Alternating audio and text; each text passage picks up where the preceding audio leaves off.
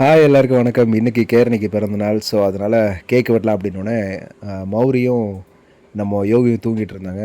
Maori எழுப்பிட்டு வந்தாச்சு. யோகி எந்திரிக்கல. கேக்க பார்த்தோனே செம ஹாப்பி ஆயிட்டா கேரணி.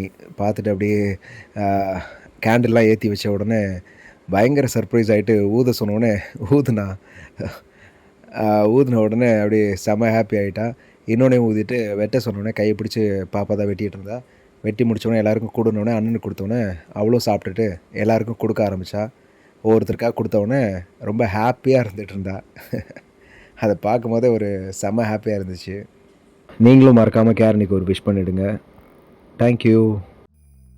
உனக்காக கரையோனும் மெழுகாக எரியோனும் மாறேனே உன்னை தேடி ஆசை தீர பேசி போக தங்கமே தங்கமே என்பட தங்கமே தங்கமே